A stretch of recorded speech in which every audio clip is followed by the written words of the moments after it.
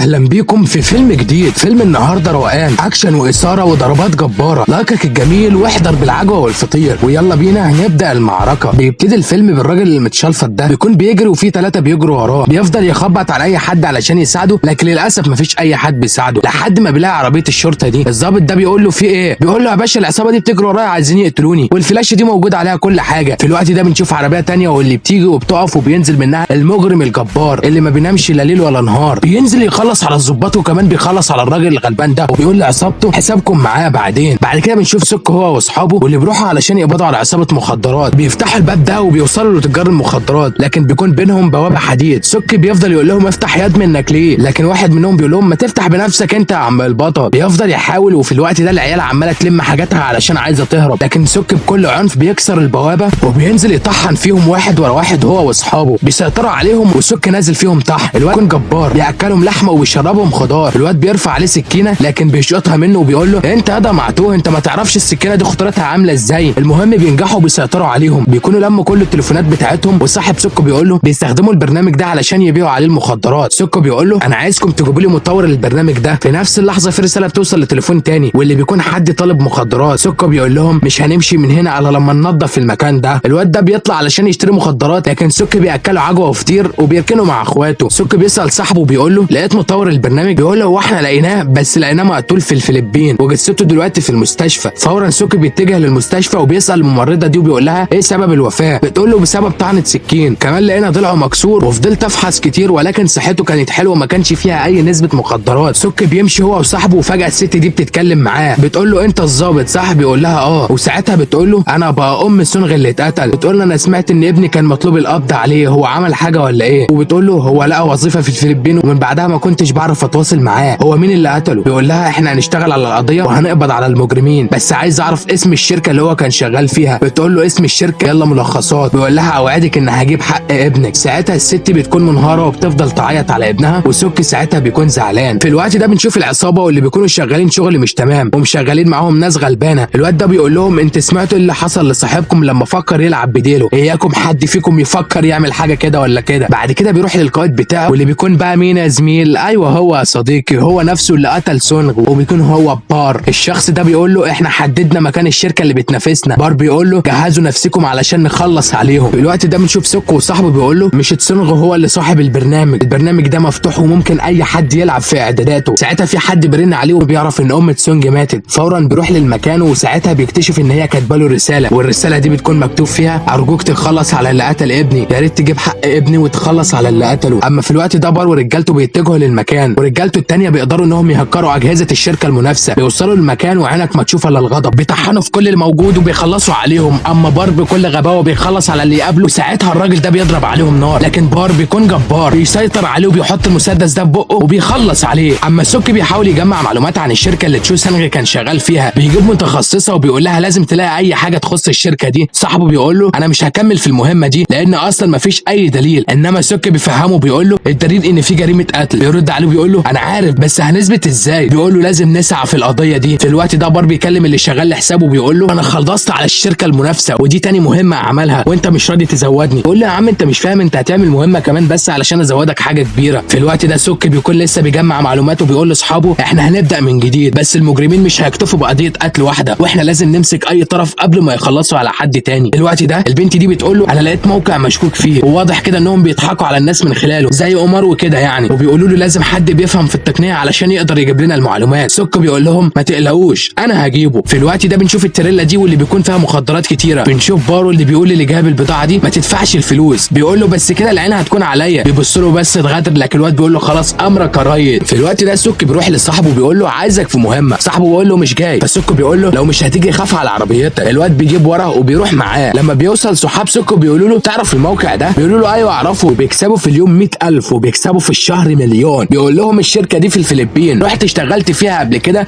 لكن شغلهم مش قانوني وبيعاملونا معامله مش حلوه. سوكو بيقول لهم يلا بينا نتحرك. مالك يا عم سوكي سخنان علينا ليه؟ بيبداوا في خطه حلوه كده وصاحب سوكي بيروح لفرع من فروع الموقع بيكون هناك وبيلعب العاب كتيره جدا وبيكمل المهمه تمام وبيقول بصوت عالي يا جدعان انا مش مبسوط هنا، المكان ده فيه كل حاجه رخيصه ليه، انا عايز حاجه غاليه مفيش اي حاجه عجباني. لحد ما الشخص ده بيجي عليه وبيقول له عايز تروح المكان الصح، انا اعرف مكان فيه كل حاجه غاليه بس ممكن انت ما تقدرش عليه. بيقول له لا يا حبيبي انا بقدر على اي حاجه، هيكون اللعبه بكام يعني؟ بقول له هتكون اللعبه ب1,000,000 واغلى لعبه هناك ب10 مليون وهي لعبه الامبراطور. صاحب سوكي بيكون غبي وبيكشف ان ده كله بترتيب الشرطه. الواد بيطلع يجري منه وبيكون خلاص هيهرب، لكن سوكي بايد الطرش على اخر لحظه بياكله مهلبيه. بيتكلم معاه وبيقول له مين صاحب الشركه دي؟ ما بيتكلمش معاه. فبيقول له شايف الراجل اللي بره ده انضحك عليه من الرئيس بتاعك، بقى مجرم صيني كبير بيخلص على اي حد، قول لي الحقيقه وانا اقدر احميك منه. فعلا الواد بيجيب ورا وبيقول له ده يكون تشو سانغ، انا شغال معاه بياخد بضاعه مني وبيكسب 70% وانا بكسب 30%. سوكي بيقول لي ده كده بيستغلك يا اهبل. في الوقت ده بيراقبوا تشو سانغ وبيقبضوا عليه. اما في نفس الوقت بنرجع لبارو اللي بيروح للراجل اللي شغال ليه وبيكون راجل عنتيل ومعاه فلوس كتير بسبب السكه الشمال. بار بيقول له من غير كلام كتير زودني، لكن بيقول له يا بار انت مش فاهمني، باقي حاجه بسيطه هتعملها وهتكسب احسن من الفلوس. بيقول له دي اخر حاجه هعملها ولو ما وفتش بوعدك المره دي ما تزعلش مني. بعدها بنشوف سوكو اللي بيقول لهم ها وصلتوا لحاجه؟ بيقولوا احنا اتكلمنا معاه وعرفنا ان المكان اللي هو شغال فيه هي واجهه ملابس متقلده، وغير كده بيعملوا غسيل اموال، يعني شغلهم شغل شمال يعني. بيقول لهم كمان الشركه دي احتيال ولازم نعمل لهم قضيه جنائيه. بيحاولوا ياخدوا معلومات منه لكن بيقول لهم انا لو اتكلمت هيقتلوني. فسوكو بيقول لهم خلاص احنا نقتلك اولى بقى. ساعتها بيقول له انا مش هتكلم وانا عايز محامي. في الوقت ده بنشوف الراجل ده واللي بيروح يكلم واحد تاني وبيقول له التذكره دي قيمتها $1,000,000 هتاخدها وشغلنا هيستمر، لكن ما بيردش عليه. ساعتها بار بقى بيفتح باب العربيه وبيخلص على الراجل بتاعه بكل غشوميه. ساعتها الراجل التاني بيخاف وبياخد $1,000,000. بار بيكلم رئيسه بيقول له عملت اللي انت عايزه وخلصت على كوين. بيقول له يا بار مش كل حاجه عندك القتل يا جدع. فبار بيقول له اشمعنى انت عايز ايه؟ بيقول له والله ما اقصدش حاجه بس انا خايف عليك من شوشره الشرطه وكده. وبيقول له تشو سانغ الشرطه اخدته بس لحد دلوقتي ما اتكلمش على اي حاجه وانا كلمت ليه افضل المحاميين. ساعتها بار بيقفل في وشه. بعدها بنشوف راكب العربيه هو وصاحبه. بننتقل لاسم الشرطه وبنشوف حد بيقول لتشو المحامي بتاعك هيوصل الساعه 3 هتطلع من السجن وتروح تستناه في المكتب. بنشوف ناس كتيره جدا داخلين الاسم ومودين طلبات، ودي بتكون خطه بار. كل اللي في الاسم بيتلاقوا في الدليفريات وبار بكل سهوله بيخش لتشو. ساعتها تشو سانغ بيقول له والله ما اتكلمت ولا قلت اي حاجه، لكن بدون سابق انذار ابن الجحده بيخلص عليه وبيمشي من المكان. وقتها السمسار ده بيخش ليه لكن للاسف بيلاقي تشو مقتول. اما في نفس الوقت بنشوف تشارلي واللي بيكون معاه الجثه اللي قتلها بار. بيقول للمساعد بتاعه بار خرج عن السيطره وبيقتل اي حد، احنا عايزين نبعد الجثه دي عننا وفي نفس الوقت نقتل بار لان بعد اللي عمله في الاسم اكيد انا ضحيته الثانيه. تاني يوم الشرطه بتكون بتفتش الحاويه دي وبيلاقوا فيها جثه، بياخدوها على المستشفى وسوكو بيكون هناك علشان يعرف ايه سبب الوفاه. بيكون مقتول بسبب طعنات سكينه، والممرضه بتقول له الطعنات دي تشبه طعنات تسونغ اللي اتقتل من يومين. بتقول له كمان اللي قتل الراجل ده هو نفسه اللي قتل تسونغ. تاني يوم بار بيكون بياكل في مطعم وفجاه بيسمع الاخبار عن وجود جثه في الحاويات الخاصه بشغله. ساعتها بيكلم تشارلو بيقول له شفت الاخبار؟ بيقول له شفتها بس اكيد استهتار من رجالتي يا عم، انا هتعامل معاهم. وبيقول له سلام بقى دلوقتي علشان انا مشغول شويه. ساعتها بيقول للمساعد بتاعه زود الامن وعايزك تجيب له مسدس خاص بيا. بيكون تشارلي عامل حفله وسوكو وصاحبه بيروحوا علشان يفتشوا المكان. صاحبه بيقول له تشارلي ده خبير في التقنيه والكلام ده وطالع عليه لقب عبقرينو. بيكونوا في الاسانسير وهيطلعوا للدور ال20. فجاه الاسانسير بيفتح وبنشوف بار ورجالته بيركب الاسانسير مع سوكو وصاحبه. ساعتها سوكو بيكون شاكك في بار وبار بيطلع الدور ال19. ساعتها سوكو بيمشي وراه وبيحاول يراقبه. صاحب سوكو بيروح من اتجاه وسوكو بيروح من اتجاه تاني خالص. صاحب سوكو بيخش الحمام ده وساعتها بار بيكون موجود فبيقول له لو سمحت بس ممكن توريني بطاقتك. اما في نفس الوقت سوكو بيكون في الجهه التانيه وبيفضل يدور على اي حد. فجاه الواد ده بيطلع يهجم عليه لكن على مين ما يعرفش ان ايده طرش. بيتصدى ليه لكن الواد بيكون تقيل. في نفس اللحظه بار بيقول لصاحب سوكو انت ظابط وبيهجم عليه وبيكون معاه سكينه، لكن صاحب سوكو بيتصدى ليه وبار بيكون تقيل لكن صاحب سوكو في صد عن تقيل. ساعتها سوكو بيكون مسيطر على الواد ده وبيركنه. التاني بيهجم عليه لكن سوكو ابن الجامدين بيديله واحده يمين وشمال وبيكسر بيه المرايه دي. وصاحبه بيكون لسه بيطارد في بار لكن بار بيسيطر عليه وبيكون خلاص عايز يخلص عليه. كان على اخر لحظه عامله النظافه دي بتخش. ساعتها بار بيروح عليها وفي الوقت ده سوكو بيعلم على الاثنين. بار بيطلع وبيهدد سوكو بعمليه النظافه دي. سوكو بيقول له هتعمل ايه يا مجنون؟ سيبها الله يخرب بيتك، هتعمل فيها ايه؟ بيقول له هغزها وهتنزل دم كتير. وابن الجحده بيخلص عليها وبيهرب هو ورجالته. وساعتها سوكو بيكون ماسك واحد من رجاله بار بيحققوا معاه لكن ما بيتكلمش ولا بيقول اي حاجه. سوكو بيخش عليهم وبيقول له لو بقك مقفول انا ممكن اصلحه، سيبني يا حنفي واطلع بره. سوكو بيتعامل معاه وبيفضل يضرب فيه وبيعلمه الادب. بعدها بتكون الشرطه قدرت انها تجيب معلومات عن بار ورجالته وبيعرفوا ان هم كانوا عساكر الاول لكن بسبب طردهم قرروا انهم يمشوا في الشمال. دماغهم فوتت وبقوا بيقتلوا البني ادمين زي الفراخ، ده كله علشان مصلحتهم. وبيعرفوا كمان ان هو اللي قتل تسونغ لانه رفض يشتغل معاه. فجاه صاحب سوكو بيقول له المفتش عايزك. بيروح له والمفتش بيقول لهم اتقتلت تسونغ. بعدها ظهرت جثه في حاويه. ساعتها انتوا كنتوا بتعملوا ايه؟ الناس بتموت كل يوم وانتوا بتتفرجوا مش قادرين تعملوا اي حاجه. بيقولوا له احنا بندور على ادله. بقول لهم من الواضح كده انكم مش قد القضيه، دلوقتي القضيه هتتسلم لحد تاني. سوكو بيقول ما تعملش كده انا هحل الدنيا ما تقلقش، لكن بيقول له انت اخدت فرصتك وما معرفتش تعمل اي حاجه، امشي يالا منك ليه. سك بيمشي وبيفضل يفكر في كلام المفتش وبيكون زعلان جدا. بيروح ياكل في مطعم ولكن صحابه بيجوا عليه، بيركب معاهم العربيه وبيقولوا له عادي يا عم مش كانت هتكون من قضيه يعني، ما احنا ياما انجزنا قواضي يا جدع، مش هتيجي يعني على قضيه واحده. وهم ماشيين بيلاقوا بلطجيه عمالين يضربوا في الناس. سك بينزل وبيتكلم ويقول انا مش عارف بلادنا بقى فيها بلطجيه كتير ليه. بيروح يحوش لكن الراجل ده بيكون عايز يضربه لكن ما يعرفش اللي فيها. سك بيضربه واحده وبيرقدوا على الارض. بيروح للمجرمين التانيين وبيهجموا عليه، الاول بيودع المونديال والتاني بياكل بطاطس بالسكر، بيكون هيخلص عليه لكن صحابه بيحوشوه على اخر لحظه. بيوصلوا للاسم من جديد والسك بيكون لسه متضايق. اما بار بيكون في البيت وفجاه بيسمع الاخبار وهو ان بار دخل قتل تشو في اسم الشرطه. صاحبه بيقول له ما يلا يا عم نمشي نروح للفلبين احسن. بيقول انا لسه مش بدات علشان انتهي. فجاه الكهرباء بتقطع عليهم ومره واحده بيخش مساعد تشارلي ورجالته. ساعتها بار بيقول له بتدور عليا ولا ايه؟ اما المساعد بيقول له انا افتكرتك هرب، لكن بيكون ساحب بار قفل الباب وساعتها بقى المطحنه بتشتغل. بار بينزل يطحن فيهم واحد ورا واحد وصاحبه بيكون جامد وبيخلص على كل اللي يقابله. بيخلصوا على عدد كبير جدا من العصابه وبيكون مساعد تشارلي بيضرب في صاحب بار. ساعتها بار بيروح له وبيرشق السكينه دي في كتفه وبيقول له هو تشارلي وعدك انه يراقيك صح؟ بيقول له ايوه. بيقول له انت عارف كل اهم الاغنياء ايه؟ انهم يكونوا اثرياء، بس انا هشاركهم في ده. اليوم التاني بنشوف سك في الاسم وبيقول لصاحبه انا مستحيل اسيب القضيه دي، وبيقول له انا عارف ان المجرمين دول بيروحوا يخلصوا على اي حد يفكر ينافسهم، وبيقول له كمان انا هروح اتكلم مع المفتش كرومبو. فعلا بيروحوا بيكون المفتش في اجتماع بقلب جامد بيقول له قدام الوزير انا لازم اكمل في القضيه دي، لكن المفتش بيقول له انت ازاي قاضي يجي لك جراءه تيجي تتكلم واحنا في اجتماع. السك بيكمل كلامه بيقول انا وعدت ابنها اتقتل على ايد المجرمين، وعدتها ان هجيب حق ابنها وحق كل واحد اتقتل على ايد المجرمين دول. المفتش بيقول له انا قلت لك لا 100 مره. بيقول له انا خلاص قربت اقبض على 3 مجرمين، وبيقول له يا ريت تثق فيا. الوزير بيقول له كمل في القضيه دي يا سك وروح اقبض على المجرمين، بس لازم تقبض عليهم وترجع حقوق الناس. سك بيقول له اوعدك يا معالي الوزير. ساعتها السك بيفرح وبيمشي علشان يكمل شغله. يجمع صحابه بيقول لهم احنا هننافس شركه المجرمين دول، وكده كده لما بيعرفوا ان في حد منافسهم بيجروا عليه علشان يخلصوا عليه. ساعتها احنا نكون عاملين لهم كمين ونقبض عليهم وبكده نكون كسبنا القضيه. بيقولوا له لازم يكون في حد خبير في الحاجه دي علشان يساعدنا. يقول لهم سيبوها عليا. يروح يقابل صاحبه بروتا من جديد وبروتا بيقول له عايز ايه يا عم سك؟ بيقول له هديك فلوس كتير علشان تيجي تكمل معايا المهمه دي. بيقول له انا مش هستفاد اي حاجه لان انا معايا الفلوس. بيقول له هو في فايده بين الصحاب؟ بيقول له هو مين قال لك ان احنا اصحاب؟ بيقول له خد البتاعه دي انا طلبتها من الوزير والشاره دي بنطلبها من الوزير لما نكون عايزين نعمل عمليه مهمه، والبتاعه دي متخصصه للعملاء اللي بيشتغلوا في السر، البتاعه دي ليك. فبيقول له يا عم انت بتضحك عليا. وبيكمل كلامه بيقول له لما نكون في مهمه ضروريه بنضطر ان احنا نجيب حد خبير زيك كده ونوظفه كعميل سري علشان نخلص المهمه. بيقول له انا مش واثق فيك. بيقول له خلاص يا عم هاتها طالما مش عايز تكمل معايا. لكن بيرجع في كلامه بيقول له طب كده هيعاملوني زي الظباط؟ بيقول له اكيد، ده انت هيكون معاك رتبه رقيب كمان. المهم بينضحك عليه بسهوله وبيروح معاه. بيبداوا المهمه وبيجهزوا المكان والدنيا بتكون ماشيه تمام، بيكونوا ظبطوا كل حاجه. وفي الوقت ده تشارلي بيروح للمساعد بتاعه بيقول له فين بار الكلب؟ بيقول له جوه. اما تشارلي بيقول للمساعد بتاعه انا ما كنتش اعرف ان انت جامد كده يا جدع، امال هو ايه اللي في وشك ده؟ اكيد بار هو اللي عمل كده لانه بار عيل جبار، لانه مش هيموت بسهوله. لكن المساعد بتاعه ما بيتكلمش وبيقول له المسدس اللي انت طلبته اهو. ساعتها تشارلي بيروح لبار والمفاجاه هنا ان بار بيكون مستنيه. بيفضل يقول له ما تقربش ياض علشان مش هفرغ المسدس ده في دماغك، لكن بكل ثقه بار بيقول له رقم الخزنه كام. ساعتها تشارلي بيقول له على الرمز وبيقول له انا حبيت اعرفه لك قبل ما تموت، وبيكون خلاص هيموته لكن على اخر لحظه المسدس بيكون فاضي. ساعتها بيتصدم وفي الوقت ده بار بيهجم عليه وبيرشق له السكينه دي في كتفه. ساعتها تشارلي بيقول له مش هتستفاد حاجه لان الرمز مش بيفتح الا بصباعي، لكن بار بيقول له ما انا مش محتاجك في حاجه، انا بس محتاج صباع. وابن الجحده بيقطع صباعه وبيقول له انا عملت كده علشان انت خالفت وعدك معايا، وبيسيبه وبيمشي. اما في الوقت ده المساعد بتاعه بيخش عليه وبيقول له انا زعلان عليك يا تشارلي لان خلاص هتموت، وبيخلص عليه. اما في الوقت ده رجاله بار بيكتشفوا مكان الشركه المنافسه ليهم، ودي بتكون خطه سوك. بيكلموا بار وبيقولوا له الشركه المنافسه احنا حددنا مكانها. بيقول لهم اقضوا عليهم بس الاول خدني لبيت تشارلي لان معايا المفتاح. في الوقت ده رجاله بار بيخترقوا كل اجهزه سوك وسوك بيكون متابع كل حاجه. بيقول لاصحابه استعدوا لهجوم العصابه. الكل بيستعد والشرطه بتكون مرشقه في المكان كله. العصابه بتوصل للمكان لكن ساعتها ما بيلاقوش اي حد في المكان، بيستغربوا. وساعتها بقى الشرطه بتحاصرهم والواد ده بيكون شقي شويتين وبيهددوا بالبت دي وبيكونوا خلاص هيسيبوه، لكن حنفي من وراه بيضربوا ضربه وبيرقدوا على الارض واخيرا بيقبضوا عليهم. في الوقت ده صاحب سوك بيرن عليه وبيقول له اتحرك بسرعه لقينا موقع رئيسهم. سوك بيتحرك وبيكون معاه عدد كبير جدا من الشرطه. اما بار بيوصل للمكان وبيفتح الخزنه وبيسيب كل الفلوس دي وبياخد شنطه الهاردات. المساعد بيوصل وبار بيقول له انا اخدت كل الهاردات وسبت لك انت الفلوس، وبيسيبه وبيمشي. ساعتها الشرطه بتوصل للشركه بتاعه بار وبيقدروا يسيطروا على الوضع وبيقبضوا على كل اللي موجود كمان. اما سوك وبقيه الشرطه بيتجهوا لبيت تشارلي، وفي الوقت ده المساعد بيكون لسه بيلم في الفلوس لكن الشرطه بتكبس عليهم. وساعتها سوك بيخش يخلص على اي حد قدامه. كتير بيهاجموه لكن الاسد شغال بايده وبيرمي يمين وشمال وعلى وضعه شغال، بيكون خلص على الكل وما بيكونش بقى غير